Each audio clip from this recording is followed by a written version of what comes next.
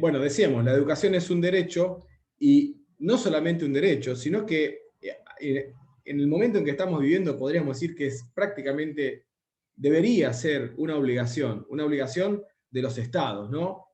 Eh, Ahora, me parece algo absolutamente rescatable esto que decíamos, de que quizás estas experiencias, yo anoté ahí lo que había dicho de Rocío, puse experiencias y puse posibilidades, ¿sí? Cuando uno observa con cierta sensibilidad algunas cosas que pudieron haber pasado en nuestra historia, digo nuestra, refiriéndome a gente de mi generación, yo obviamente no conozco las historias de ustedes, pero entonces me veo casi en la obligación de mencionar algunas cosas que yo fui testigo como alumno de la escuela primaria y de la escuela secundaria. Yo egresé de la secundaria en el año 93. Eh, y tengo guardadas en mi memoria una serie de experiencias, algunas en primera persona donde me tocó a mí sentir que no estaba hecho para ese conocimiento, por ahí no en educación física, pero en otras materias. Me costó muchísimo química, me costó muchísimo matemática, y muchas veces profesores se han abocado a darle la clase exclusivamente a las personas que no tenían dificultades con esa materia. Y con el que no podía seguir el tren, y bueno, fíjate cómo te arreglás. Capaz que tenés que ir a un profesor particular, capaz que tenés que repasar en tu casa. Entonces explicaba algo, no lo entendías y te decía, bueno, fíjate, encima, olvídate de YouTube. Fíjate, a ver, yo te voy a dar un módulo, hacete 750 ejercicios de esto que seguramente lo vas a aprender. Bueno, así cualquiera es docente, amigo, ¿no? Bueno, vamos a ver qué podemos hacer desde nuestro lugar para que nadie tenga la sensación de que esto que nosotros estamos ofreciendo, de que alguien, perdón, de que esto que nosotros estamos ofreciendo no es para todo el mundo, que hay gente que no nació para esto. Es espantoso decirlo así. Sin embargo, en algún momento la educación iba para esos lugares. Por eso empezamos la clase hablando de eso. Eh, Y hay algo todavía que pone a la educación física en un lugar determinante. Porque supongamos que nosotros fuéramos profesores de lengua y nos dan para leer, qué sé yo, 100 años de soledad, y que es una novela, ¿no? Y arrancamos con 100 años de soledad. ¿Alguien la leyó? Bueno, Cien años de soledad es una novela compleja para leer porque tiene muchos personajes con los mismos nombres, viste, que se repite, hay un apellido que se repite, todos se llaman de la misma manera. Es compleja. Pero bueno, hay que prestarle atención, tampoco es algo extraordinariamente difícil. Se puede leer y es un libro, un clásico de la literatura. Pero bueno, habrá gente que lo aburrió, hay gente que no, o lo podría pasar con Borges, ahora se me ocurre, ¿no? Borges tiene una complejidad que por ahí hay gente que dice, a mí me da un poco de vergüenza decir que no me gusta Borges, pues es como decir que no me gusta Messi, ¿viste? Pero bueno, hay gente que no le gusta.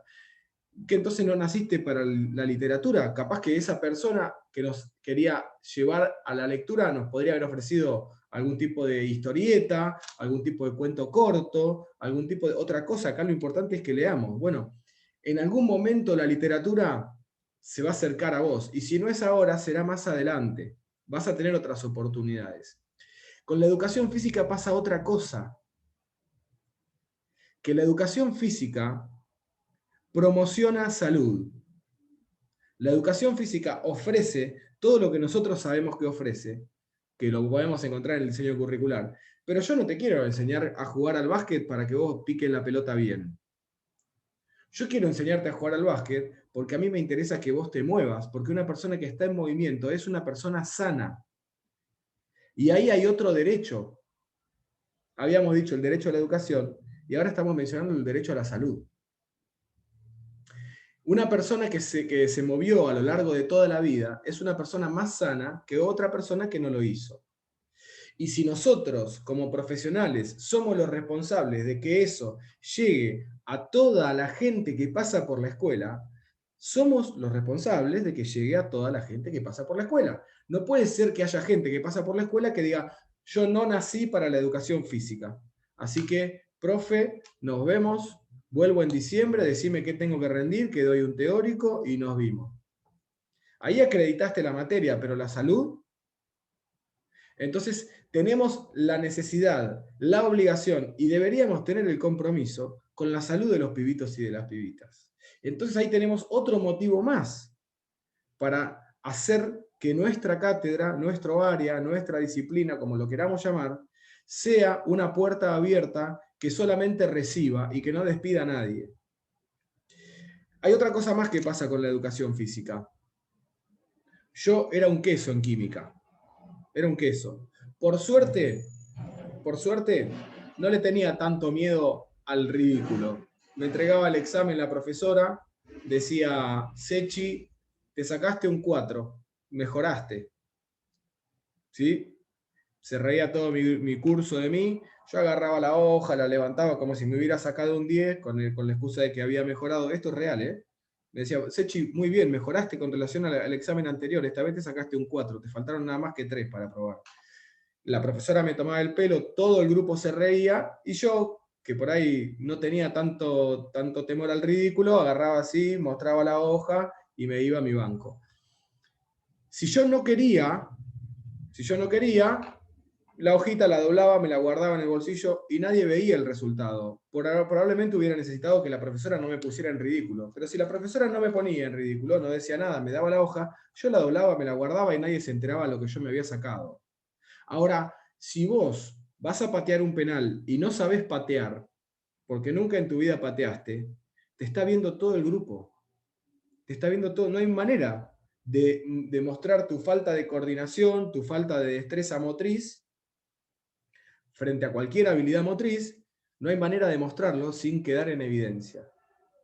Y a la gente que tiene algún inconveniente con su propia seguridad, con su propia inclusión dentro del grupo, no quiere sentirse expuesto. Y está en todo su derecho. No hay manera de que la educación física le haga un lugar. Entonces, esas particularidades que hacen a la educación física como algo bastante diferente a la mayoría, son cosas de las cuales nosotros nos tenemos que tomar para reflexionar y para construir una educación física que le haga lugar a todos y todas, para que todos y todas puedan gozar de los beneficios que tiene la educación física en términos de salud, en términos de educación. Pensemos también que gracias a la educación física, que tiene algo que había dicho Matías hoy, que dijo Rocío también, que se relaciona con lo que dijo Luciana de alguna manera, hay un componente social muy grande. A través de las experiencias, a través de la comunicación, podemos empezar a pensar en que el conocimiento se construye colectivamente, como había dicho hoy Luciana. Entonces, ahí también podemos encontrar otra razón más para decir, loco, queremos que todos estén en educación física. Si seguimos dándole vueltas, nos vamos a dar cuenta que casi desde la educación física y desde el contacto con el aire libre se pueden construir cosas enormes. Algún fanático o alguna fanática podría decir, la verdad es que desde la educación física podríamos educar por completo a la gente.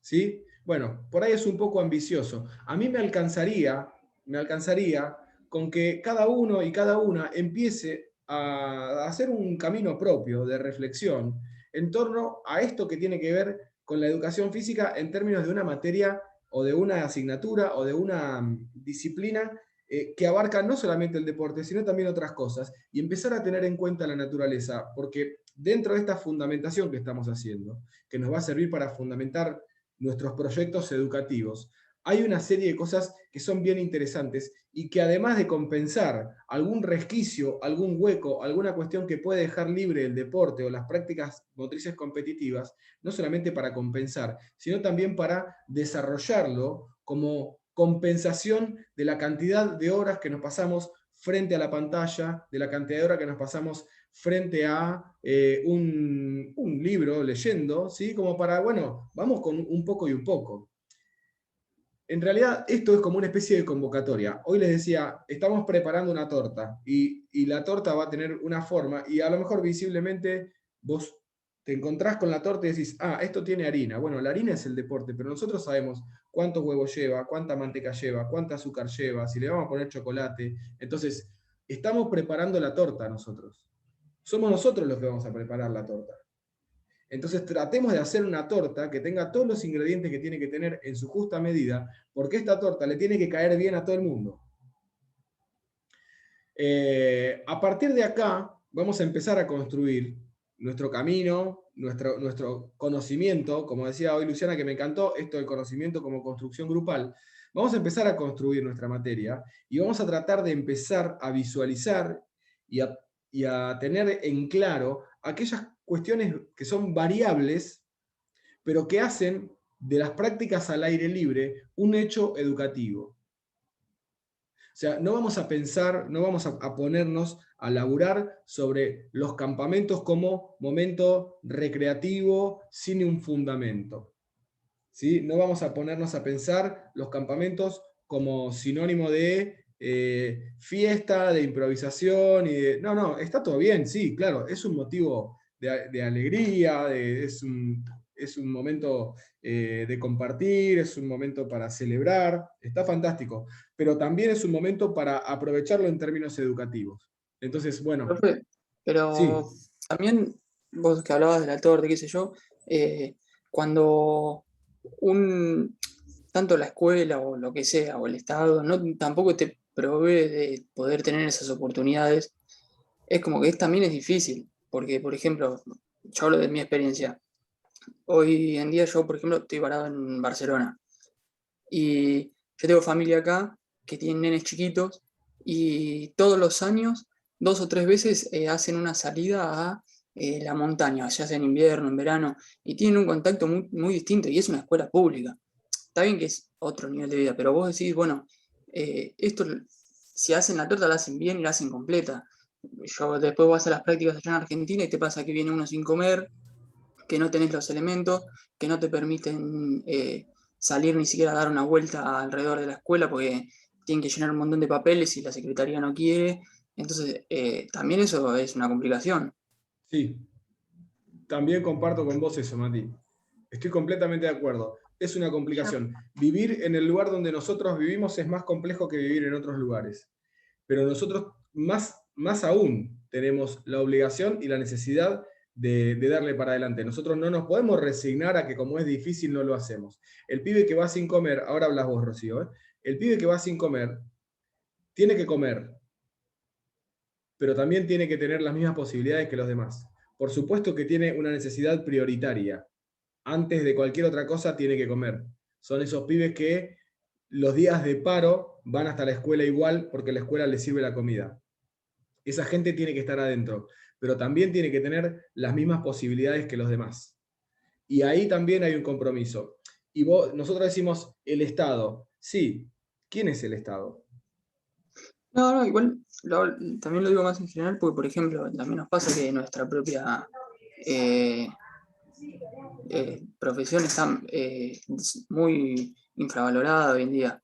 No puede ser que también un profesor de educación física tenga que agarrar, eh, no sé, 18 horas al día para poder también él comer, y eso también te baja un montón la calidad, porque el Sí, profesor que va a hacer va a empezar a hacer prácticas que son más comunes y no se va a centrar en específico en cada hora. Y es como que eso también te lo genera y te genera un déficit que es tremendo en la educación. Y así sí, está hoy como está todo, pero eh, qué sé yo, es como que yo este año que tuve la oportunidad de venir acá y ver eso y que te digan que un profesor está súper bien visto y que no sé si vive tranquilo, pero que tiene un sueldo digno con lo que está haciendo y puede hacerlo sin ninguna traba, es un golazo.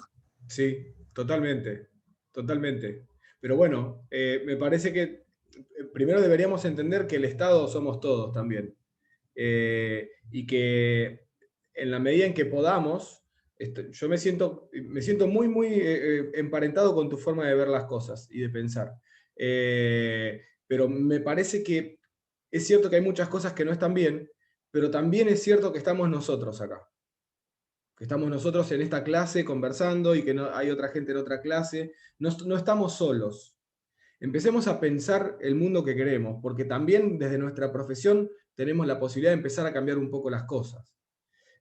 Por supuesto que no van a cambiar de la noche a la mañana y que, como dice un amigo mío, en el lugar donde estamos viviendo, donde tocas sale pus, es como que está todo podrido. Bueno, pero en algún momento tiene que empezar a cambiar esto. Tenemos la posibilidad. Rocío, vos querías decir algo.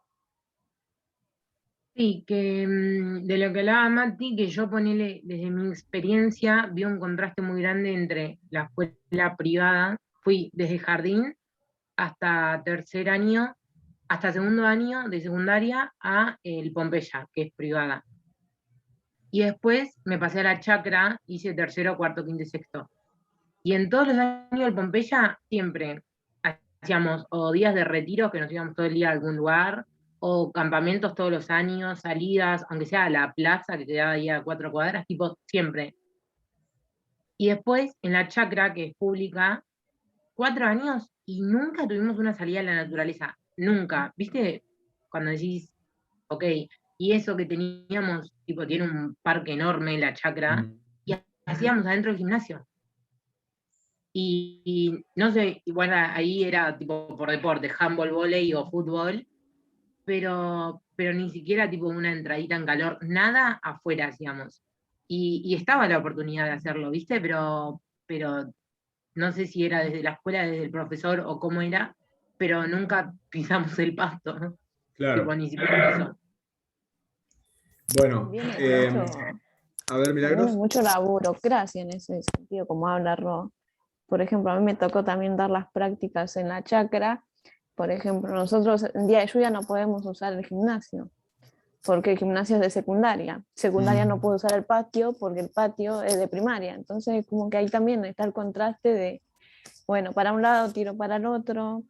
Sí, Nada, eso. Igual que los deportes, o sea, hay escuelas privadas donde el desarrollo del deporte es mucho más que en la escuela pública. En la escuela pública los chicos no pueden llegar ni a un bonaerense porque no hay un desarrollo ni una ambición a querer plantearlo en la escuela. es así, es así.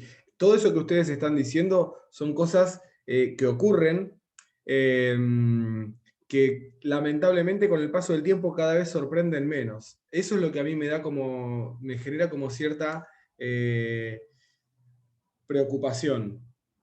El problema es que cuando nosotros, o sea, hay algo que es injusto, que es la diferencia de posibilidades que se les ofrece a todos los actores de esta cuestión, ¿no?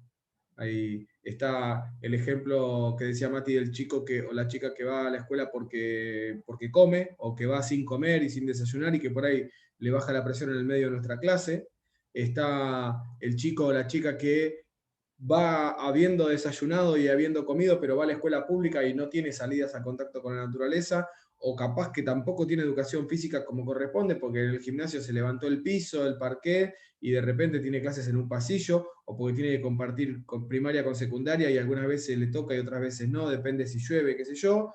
Está el que va a la escuela privada, donde tiene sus clases como corresponde y tiene salidas a tomar contacto con la naturaleza. Hay una gran diferencia, eso está claro y eso lo vemos. A mí lo que me da tristeza es que lo hablamos y como sabemos que sucede, lo seguimos hablando y lo seguimos hablando y lo seguimos No se hablando. hace nada al respecto. En un momento ya no nos sorprende y cuando ya nos empieza a dejar de sorprender es donde empieza a ganar la resignación. Y eso es lo que Claro, no hay que hacer. ahí también depende de nosotros, ¿no? De nuestra responsabilidad como docentes, porque por ejemplo yo también iba a la escuela pública y estuve todos los años, salías a la naturaleza, tenía campamentos, o sea, también depende de cada uno y de nosotros como docentes, qué objetivo tengamos. Sí, depende de nosotros. Yo voy a nombrar a una persona que es un profesor de educación física, que está jubilado. Para demostrarles también que no está todo podrido. Y que con la voluntad y con las ganas y con ideas y con proyectos, las cosas pueden empezar a cambiar. Se llama Roberto Méndez y es de Mar del Plata. Si lo googlean van a encontrar. De hecho, el año pasado compartimos una exposición en una especie de charla virtual que se hizo. Roberto Méndez, que es un poco mayor que yo, es un profesor de educación física que vive en Mar del Plata y que fue el principal promotor de la escalada en roca y el montañismo acá en Mar del Plata. Mucha gente de Mar del Plata empezó a escalar y a subir montañas gracias a él, dentro de los cuales estoy yo. Pero además de eso, o sea, Roberto fue, por ejemplo, el gestor de un proyecto que tuvo el profesorado del Club Quilmes durante mucho tiempo, del taller de montañismo. Es muy amigo también de Darío Mundo. Y la cátedra de montañismo del Club Quilmes llevó 20 personas a subir un cerro de arriba de 5.000 metros en Mendoza. Pero además de eso, ese afán que tiene de llevar gente a la montaña, a que tome contacto con los deportes de escalada y ese tipo de cosas, en un momento decidió escribir un proyecto para que todos los chicos y las chicas de las escuelas municipales de Mar del Plata tengan salidas a tomar contacto con el aire libre. Ese proyecto fue recibido y todavía está vigente a pesar de que él se jubiló. Se formó un grupo de docentes y eso empezó a funcionar. Yo ahora no les puedo decir con certeza en qué año comenzó. Sí les puedo decir que funciona todavía. Y todos los chicos, creo que es quinto o sexto de la primaria, de las escuelas municipales, tienen su campamento. Eso fue gracias a la iniciativa. ¿Cómo, Luciana? Quinto tiene una salida de un día a las sierras y sexto tiene el campamento, que son 2 días. Ahí está. Eso en las escuelas municipales, ¿verdad? Exacto. Bueno, ese proyecto lo empezó a implementar un docente, un colega nuestro, un amigo mío personal, pero más allá de la amistad y la relación de afecto que nos une, es la inquietud y la iniciativa de una persona que pensaba como nosotros y que dijo, che, no puede ser esto, ¿cómo puede ser que no? Y bueno, lo presentó en la municipalidad, también en Mar del Plata. Pasa algo que por ahí no pasa en otras ciudades. Son pocas las ciudades del país que tienen un estado municipal que tiene a cargo un sistema educativo. Generalmente las escuelas estatales provienen o de la provincia o de la nación, pero bueno, acá en Mar del Plata el estado municipal también tiene su propio sistema educativo, y él fue a golpear puertas con su proyectito y dijo, tome señor, acá está mi proyecto, quiero hacer esto. Le dijeron que sí, y ahí está. Y lo llevó adelante hasta que se jubiló. O sea que es cierto, hay un montón de cosas que están mal, pero también hay un montón de cosas que están bien. Las cosas que están bien las tenemos que potenciar, y las cosas que están mal necesitan de gente como nosotros. Las personas que llevan adelante este tipo de cosas son personas iguales que nosotros, ¿eh? No tienen nada extraordinario, solamente las ganas. Entonces, la invitación está hecha. ¿Nos vamos a resignar a que todo esté así? ¿O vamos a dejarle a nuestras generaciones que nos sucedan a nosotros un lugar un poquito mejor? Me parece que no hay mucho para pensar. Bueno, empecemos por desarrollar esta profesión con la mayor dignidad posible, formarnos y darle vía libre a nuestras ideas, porque de esta manera es como se construyen las cosas que valen la pena. Se puso un poquito filosófico el asunto, pero está buenísimo, me gusta que estemos hablando de esto. Y además justo viene Roberto Méndez ahí a colación, que es un referente. Está bueno, me gusta. Bueno, esta clase va a terminar acá, y así como está, voy a subirla a YouTube y después la voy a subir al campus. Les recuerdo que nos volvemos a encontrar el miércoles que viene. Vamos a continuar con la virtualidad. Ya para el miércoles que viene vamos a tratar de empezar a pensar en alguna especie de trabajo práctico o de algo como para avanzar algún poquito de terreno ahí, como acercándonos a la gestión de proyectos educativos. Ya sabemos que está encuadrado en algo educativo, ¿no? La clase de hoy era un poco eso, como decir, bueno, ¿dónde nos vamos a parar? Nos vamos a parar desde la educación, ¿sí?